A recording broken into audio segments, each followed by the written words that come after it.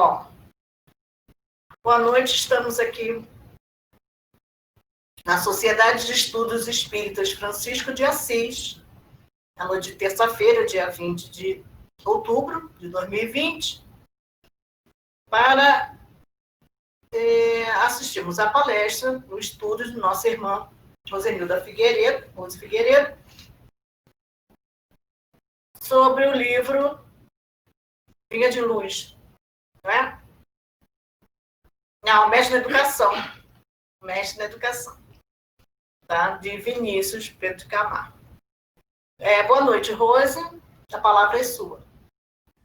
Boa noite, meus amigos, nós estamos aqui reunidos para estudarmos hoje esta obra, O Mestre na Educação, no seu capítulo 17, que tem por título A Necessidade do Momento. Bastante propício o título, né? A Necessidade do Momento. E aí, nós temos aqui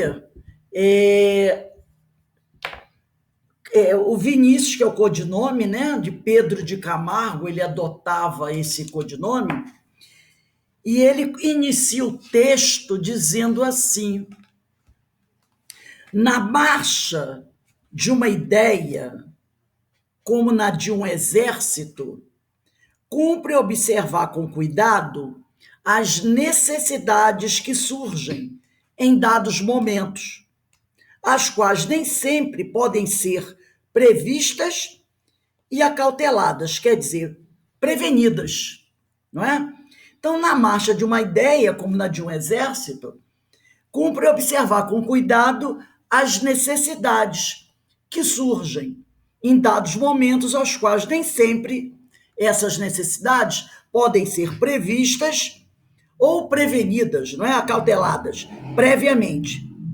Prever os imprevistos, quer dizer, os inesperados, isto é, contar com eles, faz parte das cogitações do bom estrategista. Então, quando a gente planeja alguma coisa, a gente tem que sempre pensar, tenho que ter um plano B, não é? O famoso plano B. Porque às vezes a gente planeja, mas a gente tem que imaginar que algo pode não acontecer como a gente prevê. Eu me lembro muito bem disso, isso é uma coisa que mudou até o ritmo de trabalho quando a gente fazia parte do CEOI, né, Centro de Educação e Orientação Espírita de Jesus Gonçalves, porque nós realizávamos os encontros, Encontro de Jesus, vários encontros, e sempre convidávamos um palestrante para vir fazer a palestra. E eu que coordenava esse encontro. E um dia, cadê o palestrante? Ele não apareceu. E nós não tínhamos, naquela época, o famoso palestrante substituto. Quando eu me lembro muito bem, faltava uma hora não, faltava uns 30 minutos para começar o encontro. Cadê o palestrante? E aí, o que eu fiz? Liguei para ele. Liguei para a casa dele. Inclusive, esse palestrante é uma pessoa muito querida minha. Liguei para a casa dele e a esposa disse assim: fulano, ele não está aqui no Rio, ele está em Brasília. Foi fazer um encontro em Brasília, uma palestra em Brasília, um evento lá em Brasília. Eu falei, como um evento em Brasília? Ele tinha conosco um compromisso, que era o Encontro de Jesus. Ele era o palestrante do Encontro de Jesus. Aí ela, meu Deus, ele esqueceu. Ele esqueceu. E aí ela ligou para ele, o que podia fazer? Não dava nem para fazer virtual naquela época, né? Isso lá se vai uns 15 a quase 20 anos. Foi logo um dos primeiros encontros de Jesus. E aí ele ainda ligou para mim, na época, pedindo pela milhões e milhões de desculpas. Eu esqueci, eu agendei, mas eu esqueci. E aí nós tivemos que, na hora, não me lembro nem quem foi, se foi o Bira, quem foi, improvisar o palestrante. O livro era, inclusive, este livro. porque foram as obras de Pedro de Camargo que eu e Bira, escolhemos para fazer o Encontro de Jesus, e até hoje é feito assim, né? Esse ano deve ser o 20º, qualquer coisa assim.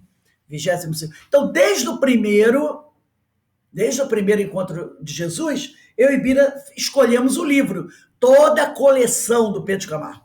O Mestre na Educação, na Seara do Mestre, né? E o que a gente fazia?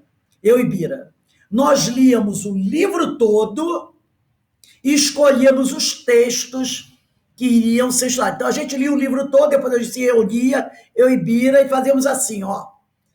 Quais são os textos, Bira... Rose, quais são os textos que você mais gostou? Eu dizia esse. Por coincidência, a coisa mais engraçada do mundo, né? Na hora que ele dizia, Rose, quais são os textos que você mais gostou? Eu dizia esse. Normalmente aí eu escolhia 7 ou 8, que eram as equipes, lembra? Cada equipe tinha um texto. Ele dizia, Rose, pois foram esses também que eu gostei. E aí casava de ser quase os mesmos textos que eu e ele escolhíamos.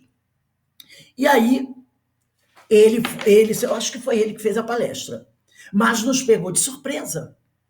A partir daí, nós passamos a colocar palestrante substituto em todas as palestras e em todos os seminários e encontros. Também aconteceu isso uma vez no encontro Aurélio Agostinho. Era eu que coordenava. O que aconteceu? À noite, a palestra às 19 horas, o palestrante não veio. Eu, na hora, fiquei muito nervosa, mas quem tinha mais conhecimento, estudava mais Agostinho, ali era eu. Lá fui eu fazer a palestra, muito nervosa, mas a sorte que a gente tinha aquelas transparências, lembra das transparências? Aquele aparelho que eu nem me li, retroprojetor, e eu fiz a palestra. Quando eu estou no meio da palestra, quem chega? O palestrante, ele chegou atrasado, no meio da palestra, e aí eu não podia ceder o lugar para ele, continuei daí para frente. Então, isso é o que ele fala aqui. Na marcha de uma ideia como na de um exército, cumpre observar com cuidado as necessidades que surgem em dados momentos, as quais essas necessidades nem sempre podem ser previstas e acauteladas previamente. Prever os imprevistos, isto é, contar com eles, faz parte das cogitações do bom estrategista. Então, o bom estrategista tem que pensar, algo pode não dar certo. Então, eu tenho que ter uma saída, um plano famoso, plano B, para tudo que vai acontecer, para que não haja nenhum impedimento, né? Então, ele diz aqui, no desenrolar dos acontecimentos, surgem problemas, de cuja solução depende a vitória. Eu, graças a Deus, durante quase 18 anos coordenando o encontro, eu tive ao meu lado a minha grande companheira, Nilceia, que era ótima para isso, né? Tudo na questão administrativa, ela nem deixava eu saber. Ela tinha lá os planos B, C, D, E, e ela ia, resolvia, só me trazia, ó, aconteceu isso, mas já resolvi. Aconteceu isso. Por quê? Porque ela aprendeu com o tempo a ser uma grande estrategista. Entendeu? Então, ela olhava, a parte dela era a parte administrativa, aonde ela via possibilidade, aqui pode ter uma falha, pimba, ela colocava e aí ela ia resolvendo. Então, todos nós temos que agir assim. Então, ele diz aqui, não é possível traçar de antemão planos completos, maciços e irredutíveis, porquanto circunstâncias ocasionais podem, por vezes, reclamar alterações que, desprezadas, comprometem o êxito da campanha. Então, nós temos que ter aí, sempre estar atento e saber que alguma coisa pode não dar certo, mas nós temos que ter aquele discernimento de estar preparado para o inconveniente, para algo.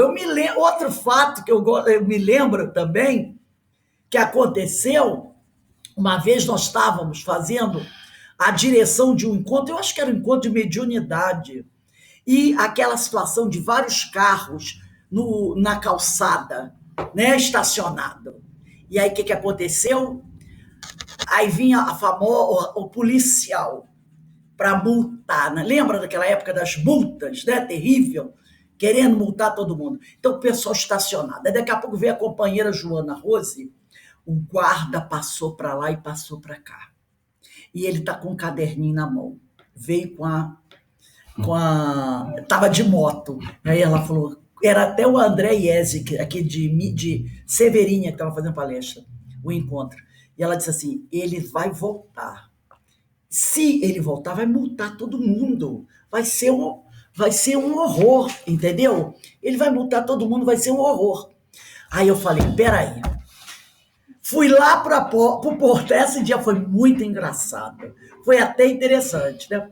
Ele veio descendo, veio lá de cima, da Mapendi, lá de cima. Eu escutei o barulho da moto, eu fui para a calçada. Isso aí, é claro, a espiritualidade ajudou, né?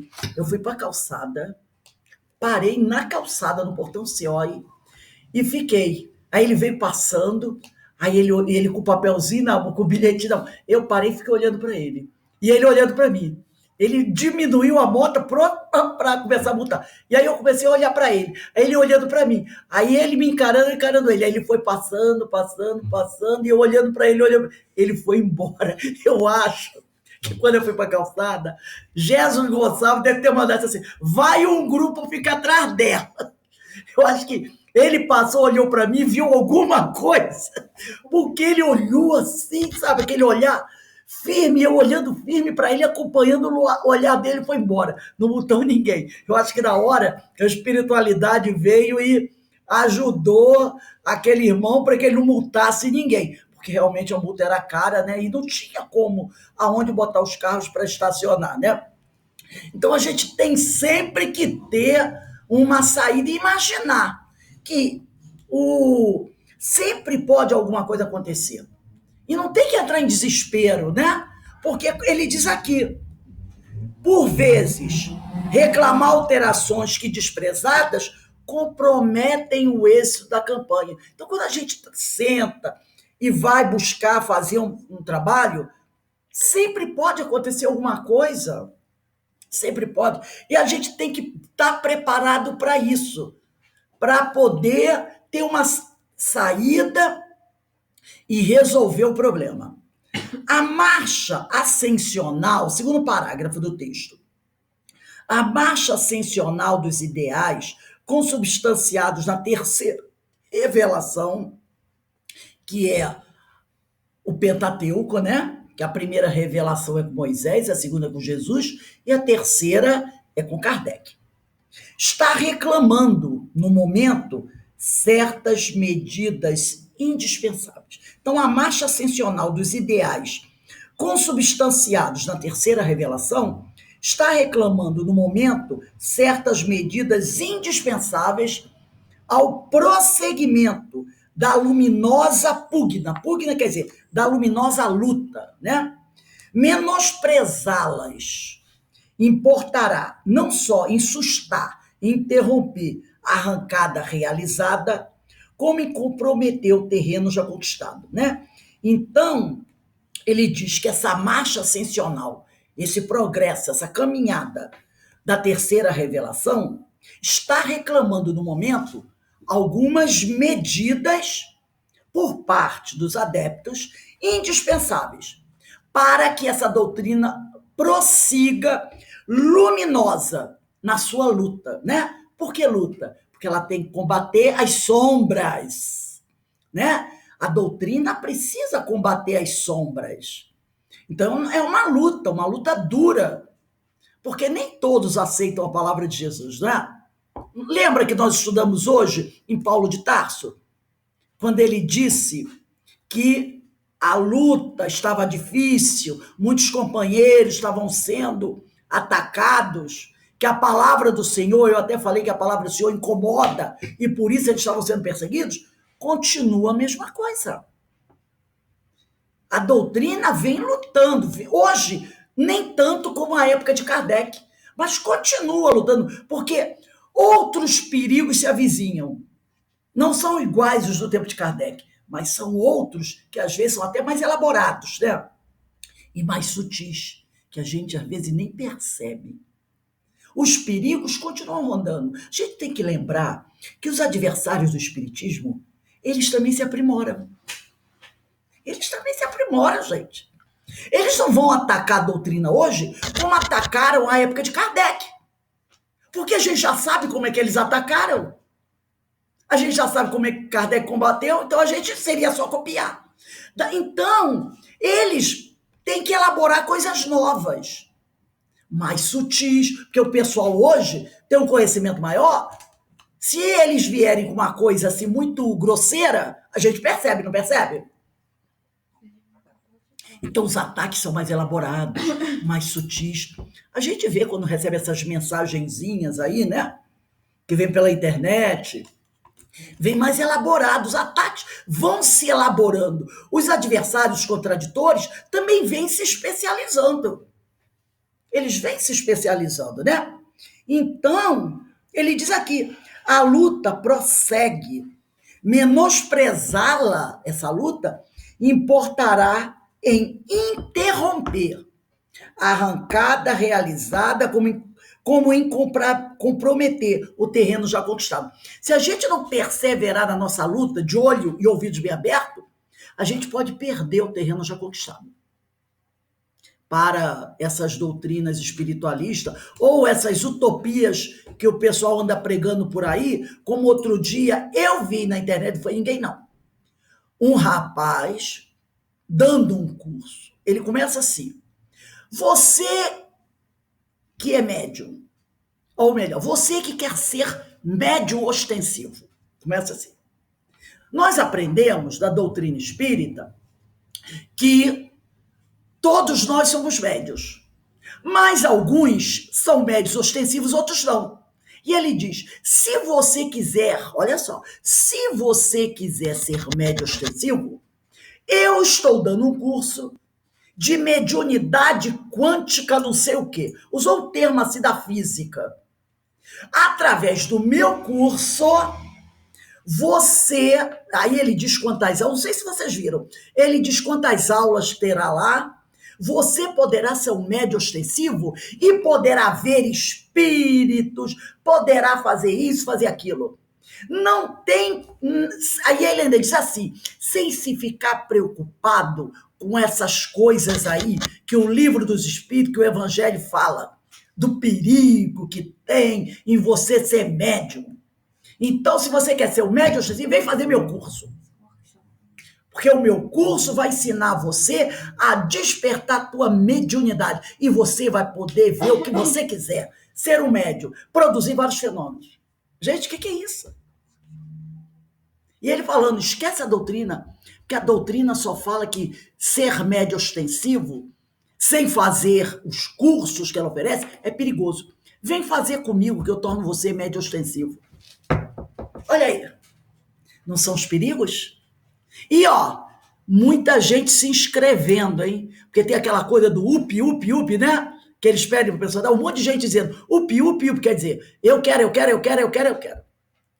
Um monte de gente querendo ser médio ostensivo. Agora aqui tem um parágrafo que nós vamos ter que fazer uma observação. O Pedro de Camargo, à época que isso foi escrito, havia uma outra visão de mundo. A doutrina, ela vinha se desenvolvendo ainda no início, se eu não me engano, esse livro é da década de 60, por aí assim. Então, havia ainda uma ideia de que era preciso ter escolas, como aquela escola de Eurípides, voltada só para adeptos da doutrina. O Vinícius desencarnou em 66. Então, esse livro deve ser da década de 50, por aí. Então, ainda tinha essa ideia, né, de coisas separadas para ensinar a doutrina, como tinha a época de Kardec, a época de Eurípides, que tem a escola da Allan Kardec. Então, ele diz assim, queremos referir-nos à premente necessidade de criarmos educandários espíritas, onde os nossos filhos continuem recebendo, a par das disciplinas escolares, as noções doutrinárias, cujos rudimentos já tinham sido ministrados nos lares. Hoje, nós sabemos que não há necessidade dessas escolas, porque a casa espírita oferece a evangelização para as crianças, né? Então, a educação tem que vir do lar, inicialmente, não é verdade? É claro, o primeiro educador de uma criança são seus pais. Essa educação vem do lar. Que nós podemos, tá? Vem do lar, tem a escola também, que completa essa educação, e tem os templos religiosos que sempre oferecem, não importa que religião, não importa se seja religião católica, que se seja evangélica, se seja a casa espírita, sempre tem, todas as religiões, um espaço para a educação religiosa da criança. Inclusive, quando eu trabalhava, as crianças diziam assim, eu sempre dizia para os meus alunos, vocês precisam ir para a igreja. Então, muitos eram evangélicos. Vá, tia, domingo não tem culto, não tem escola dominical, né? Não tem a escola das crianças. Lá tem, mas aí o pastor já, pô, vai lá. E eu me lembro uma vez até que o pastor veio na sala de aula, porque ele ficou sabendo que eu dizia, não, você vai. Você diz, eu sou da Universal. Você vá para a escolinha de evangelização. Eu sou da Assembleia. Vá, eu quero vocês na escola, na evangelização. No catecismo, quem é católico. Vai todo mundo. Aí um pastor uma vez veio, falei isso. Ele, não, professor, é isso mesmo. Aí ele dizia assim, ele era pastor e policial. Durante o dia, Durante o dia ele era policial e à noite ele pastoreava. Assim, né? Durante o dia eu sou policial e à noite eu pastoreio, que à noite ele fazia o culto, né?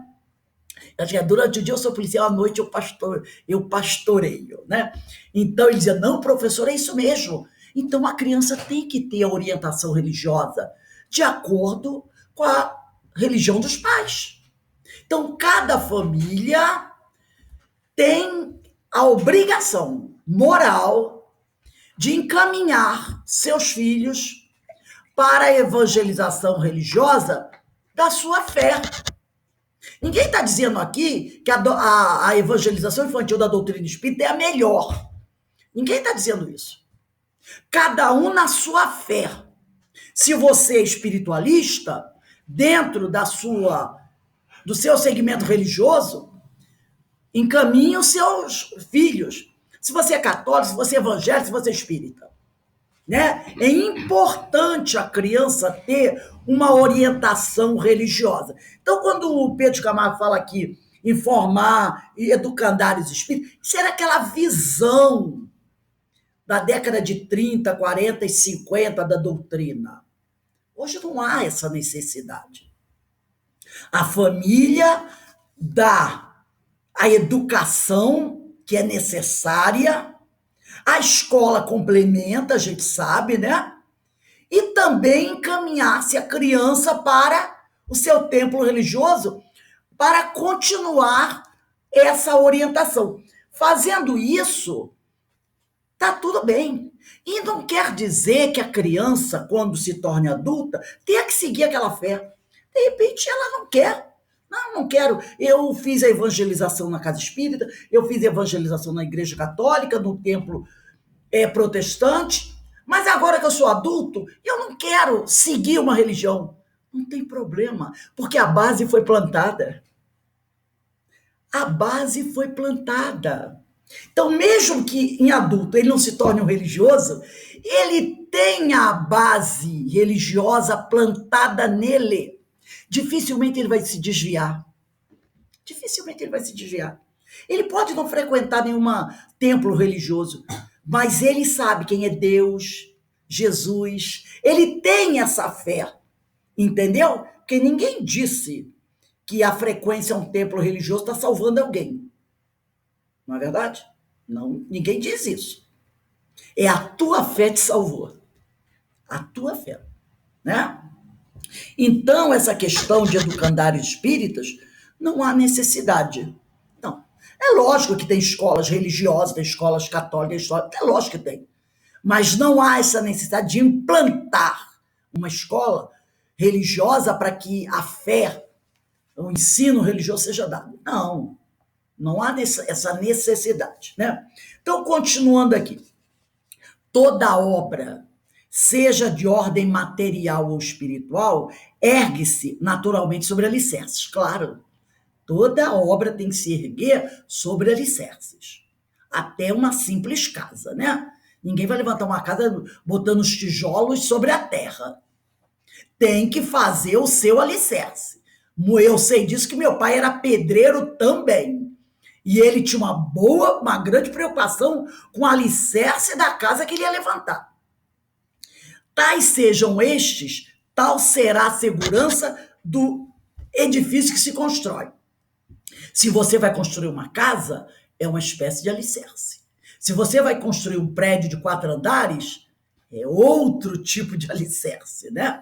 Você não pode pegar o alicerce de uma casa de 4 salas, cozinha, banheiro e botar um edifício de 7 andares, que o bicho vai cair. Então, para cada tipo de obra, você tem um tipo de alicerce. Então, ele diz aqui, tais sejam estes, tal será a segurança do edifício que se constrói. A obra, aí é que ele diz uma coisa importantíssima, a obra da regeneração social deve começar na criança. Fazê-la partir de outro ponto é construir sobre base movediça e instável.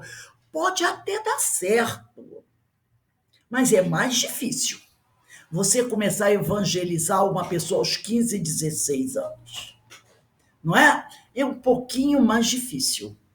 Agora, quando você começa desde pequenininho a dar aquela orientação religiosa ao indivíduo, atualmente o pessoal está começando durante a gravidez para pegar, como diz o pessoal por aí, o bicho já bem cedo, né? A gente começa com um trabalho de serviço de orientação à gestante, não é? A mãe, o ideal é a mãe, estou grávida, vá fazer o serviço, vá frequentar palestras na casa espírita, fazer os cursos de evangelho, porque ela ouve a criança, o espírito ouve também. Começa ali na gravidez, né? Começa bem cedo. A criança leva o bebezinho lá para palestra, para casa espírita. Quando chega lá, seus 3 anos, bota na evangelização, vai até a mocidade. Então, quanto mais cedo... Quer ver um exemplo? Simples. Se você pegar uma criança com 4 anos e começá-la a colocar ela para fazer curso de línguas, ensina inglês, francês, alemão, espanhol. 4 línguas. Começa com uma criança de 3, 4 anos. Ela pega com maior facilidade as 4 línguas. E vai embora. Com 12, 13 anos, fala 4 línguas com a maior facilidade. Vai pegar nós, na nossa faixa etária, ensinar uma língua estrangeira. Uma. Olha a nossa dificuldade. Agora pega uma criança de 3 anos. Logicamente, o ensino pedagogicamente bem adequado. Bota ela numa salinha de inglês, francês, se ela não vai saber diferenciar uma língua da outra e vai aprender 3, 4 línguas ao mesmo tempo, com a maior facilidade. Vai ensinar, e se precisa, informática para uma criança de 4, 5 anos. Se precisar, que os bichinhos já nascem olhando o troço e bota o dedinho e tu fica com 4, 5 anos. E nós, para segurar o mouse, olha o desespero. Que toca no... Eu me lembro quando eu peguei o mouse, o bicho espalhava para todo lado. Não é assim, ó? Agora vai lá pegar a criança de 3, 4 anos. Ela olha para o tablet, Pro celular, tu fica assim. Aonde esse cara aprendeu isso? Aprendeu antes de encarnar no plano espiritual. Porque, como é que pode? Como é que pode? Você vê criança de 1 ano, 2 anos, com o celular na mão, sabendo como botar o dedinho. Ele não fica com o dedo assim, ele passa o dedinho, escorrega o dedinho. Não é? Então, quanto mais cedo, que a gente fica até assustado, né? Quanto mais cedo, melhor. Então, ele diz aqui, nunca será ocioso lembrar que o alvo do espiritismo está na iluminação interior das almas. Esse é o alvo do espiritismo. É a iluminação das almas aqui encarnadas. Logrado este objetivo, quer dizer, obtido este objetivo, todos os demais problemas serão solucionados sem delongas, né? Sem demora. Se o espírito está educado, fecham-se as mesas mediúnicas, fecham-se as reuniões de tratamento espiritual, porque todos os outros problemas vão ser resolvidos.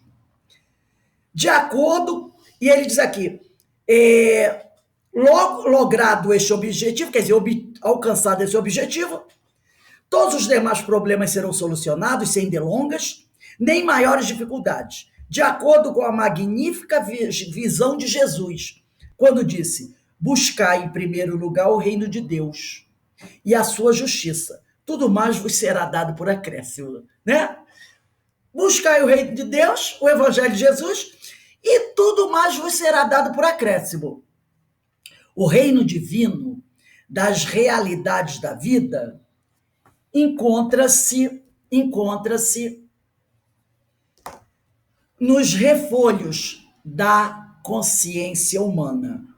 Ensinar os homens a descobri-lo em si próprios e por ele se orientarem eis a magna questão. Esse é o grande X. Ensinar os homens a descobri-lo, a descobrir esse reino divino das realidades da vida, tá? Ensinar os homens a descobri-lo em si próprios e por ele se orientarem, não é só descobrir, mas por ele se orientar, eis a magna questão. Tudo mais é acessório. Ora, a missão da doutrina dos espíritos é precisamente essa.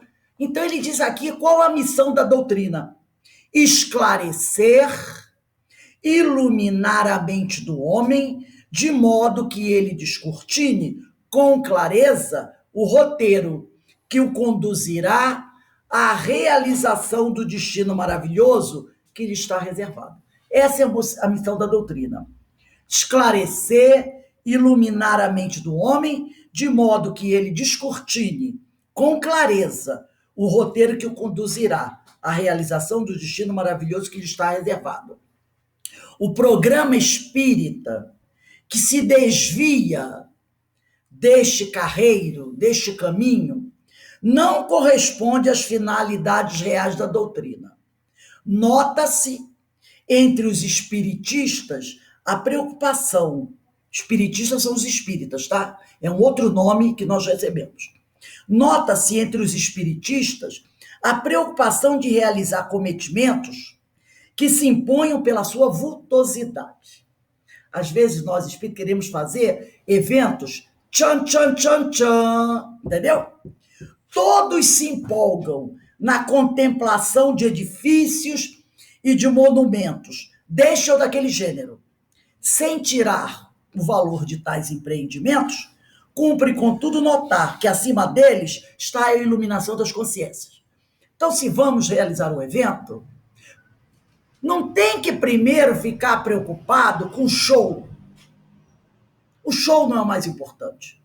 O mais importante é o conteúdo, o que vai ser levado para as pessoas. Isso que é o mais importante. O resto é penduricalhos. É verdade. Agora me veio. Essa pandemia veio muito para ajudar esse tipo de coisa. Não é verdade? Porque ficou tudo nivelado. Todo mundo aqui, no virtual. Nivelou. Não adianta mais fazer aqueles tchan, tchan, tchan, tchan. ficou tudo nivelado. Aí o pessoal tem que aprimorar o quê? É no conteúdo. E ele diz aqui, é verdade que esta obra não se revela de pronto, de modo a satisfazer ao nosso assodamento, a nossa precipitação, em colher desde logo o fruto da nossa sementeira. Não adianta, não é correndo que as coisas vão acontecer, é paulatinamente. Não nos preocupemos com isso. O que é nosso, as nossas mãos virá no tempo certo, nada de se precipitar. Não importa quando nem onde, cumpramos o dever que o momento impõe. Deus dará a cada um que de direito lhe caiba. Devemos fazer a nossa parte, sempre buscando divulgar o Evangelho de Jesus, buscando esclarecer da maneira mais clara, mais direta, o Evangelho do Senhor. Agora, o que for do nosso merecimento, está nas mãos do Senhor, Ele vai nos dar quando Ele assim achar que devemos receber. Se procuramos saber qual a grande carência do mundo, neste momento angustioso, esse livro é lá da década de 60, tá? Tem aí já uns 60 anos que esse texto deve ter sido escrito. Se procuramos saber qual a grande carência do mundo, neste momento angustioso que ora passa, chegaremos à conclusão de que a sua suprema necessidade é compreensão. É isso que está faltando naquela época e hoje. Compreensão. Se os homens tivessem compreensão, entender-se-iam facilmente, desaparecendo as causas da separação que os divide e infelicita. A terceira revelação, que é a doutrina dos espíritos, está destinada à missão de projetar na razão humana as claridades divinas, porque a doutrina veio para esclarecer e iluminar consciências. Então ele diz aqui, ela está destinada à missão de projetar na razão humana, na nossa mente, as claridades divinas. A época em que estamos requer abnegação, renúncia e trabalho. Então, a época em que estamos requer abnegação, entrega, dedicação, renúncia. Né? A gente sabe que tipo de renúncia, né? E muito trabalho. Com esses três elementos, abnegação, renúncia e trabalho, a doutrina dos espíritos consumará sua obra de regeneração individual e social. Né? Então, com esses elementos, abnegação, renúncia e trabalho, a doutrina dos espíritos consumará, realizará, concluirá sua obra de regeneração individual e social. Então, já dá para a gente perceber que não é, como ele falou anteriormente, uma coisa para ontem. É uma coisa para futuro. Mas tem que começar logo, para que esse futuro chegue logo também, né? O espiritismo, para vencer, não precisa de vultuosas somas, não precisa de grana, de dinheiro, de fortunas, não precisa de bafejo, de sopro dos grandes e poderosos da terra, não precisa de numerosos prosélitos, de numerosos fenômenos. Basta que possa contar com o coração das mães, dos pais. Então, poderíamos colocar aqui, basta que possa contar com o coração da família. Da família. Entendeu? Não importa como seja formada a família. Com a colaboração da família, né? E com a modesta, e eu acho lindo isso, e com a modesta colaboração do mestre-escola, dos professores também. Então ele diz, né? Para que o espiritismo possa vencer, realizar sua missão, ele não precisa de dinheiro, Ele não precisa da ajuda dos grandes e poderosos da terra. Ele não precisa dos fenômenos. O que ele precisa é da entrega, da participação, da responsabilidade da família.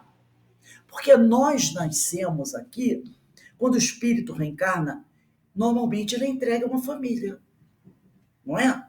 E esse pai, essa mãe, esse responsável, pode ser uma avó, um padrinho, uma madrinha, essa pessoa, esse casal, seja ele como for, formado, se responsabiliza por conduzir aquele espírito no caminho do bem.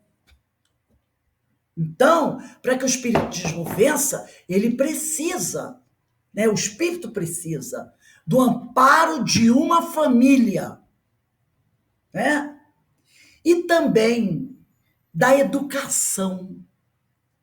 E essa educação é representada pelos professores, pelos mestres, que serão importantíssimos para que aquele espírito receba essa educação, essa instrução, que vai ajudá-lo a compreender a moral da doutrina, a moral do Evangelho de Jesus. Porque o espírito tem que desenvolver as duas asas, a asa da educação e a asa da moral, não é assim? Essas duas asas. Como ele vai conseguir desenvolver a asa do intelecto e da moral sem um professor, um orientador, né? Sem essa educação? Então, as duas são importantes, o intelecto e a moral. O intelecto é conquistado como? Com auxílio do professor. Hoje eu vi uma palestra de um filósofo, acredito até que seja católico, o Beto que me deu, eu escutei um pedacinho onde ele falava do professor. Achei lindo. Ele disse, o professor é aquele que entrega tudo. Tudo que ele faz em benefício do aluno. Tudo em benefício do aluno. Planeja aulas em benefício do aluno. Vai trabalhar em benefício do aluno. Dá as explicações em benefício do aluno. Faz planejamento. Tudo em benefício do aluno. Nada em benefício dele. Tudo em benefício do aluno. E aí ele encerrou dizendo, e às vezes nem salário recebe, ou se recebe. Mas tudo, ele entrega tudo para o aluno. Eu achei linda a colocação. Realmente, o que Jesus fez, que o nosso mestre? Tudo que ele fez foi em benefício nosso. E o único título que ele aceitou foi de mestre, o condutor de almas. Então, o professor também tem essa grande responsabilidade, não é? Assim como a família. Então ele fala, né, que o espiritismo para vencer, ele não precisa dessas coisas. Ele precisa da família, do amparo da família, né, da participação da família na educação de seus filhos, e ele inclui os professores, porque aí vem a parte do intelecto. E quantos professores são a família de tantos alunos? Não é verdade? Que vão buscar no seu professor o pai, a mãe, a orientação que não tem. Tem uns que nem querem terminar a aula, eles não querem nem ir para casa. Eles querem ficar na escola. E a gente percebe que fulano vai para casa, não, professor, eu estou aqui fazendo um negócio, eu vou te ajudar. É aquela criança que às vezes nem quer ir para casa, porque ele tem na escola, no seu professor, o que às vezes ele não tem na sua família, na sua casa. E esse aluno, às vezes, chova ou faça sol, tá ele lá. Não falta ser de fulano. Ah, professor, eu vim para a escola. Não é verdade? Quantos eram assim? Você olhava e dizia, lá vem fulano, esse não falta nunca. E chegava cedo e estava ali. É isso. É belíssimo isso, né? Então, que nós possamos sempre louvar essa doutrina, né? Louvar os professores, os mestres, que eles possam continuar se dedicando, entregando tudo, como esse palestrante falou. Ele disse, eles entregam tudo. E não recebem, nada é para eles, tudo é para o outro. Esses são aqueles que entregam tudo. E às vezes nem o salário recebem. Né? Então, que nós possamos sempre louvar esses irmãos e que possamos sempre respeitar essa doutrina maravilhosa que tanto nos ensina e nos orienta. Então, agora, né, nós agradecemos a Deus pelas bênçãos recebidas, E vamos pedir para a nossa irmã Denise fazer o fechamento. Ela pode escolher alguém que queira fazer a prece, ou ela mesma vai fazer. Tem 5. Tá ligado o O microfone. Menezes. Tá ligado o microfone. Olha aqui. Agora, para encerrarmos a noite de hoje, pedimos ao nosso irmão Menezes presente para fazer a nossa prece de encerramento. Deus nosso Pai, Mestre Jesus, querida Mãe Maria de Nazaré, todos amigos da espiritualidade, que neste momento nos envolvem com todas as energias dos seus ensinamentos, abençoando sempre o Mestre Jesus, abençoando os mestres que preparam os espíritos novos para as suas caminhadas, para o seu progresso moral, intelectual. Pedimos aos pais que recebam também essa mensagem do Mestre Jesus, para que aplique nesses jovens a parte moral, que aí então não haverá nem choro, nem ranger de dente nos presídios, porque cada um receberá o verdadeiro amor, o verdadeiro ensinamento. A você, mestre, que sempre nos orientou, todo aquele que vai ao Pai tem que passar por mim, porque eu sou o caminho, a verdade e a vida. Tu és o nosso mestre, tu és o nosso guia. Agradecemos por mais uma parte que tivemos da palestra e tuas orientações para as nossas caminhadas. Ficai conosco, hoje, agora e sempre, na graça de Deus. Obrigada. Agradecemos os irmãos que ficaram conosco aí. A Rosângela está aí repousando, né? Esperamos que melhore logo, Rosângela. Rosângela. Você. Denise, fica aí depois que eu quero conversar com você. Melhorou? Está sentindo dor?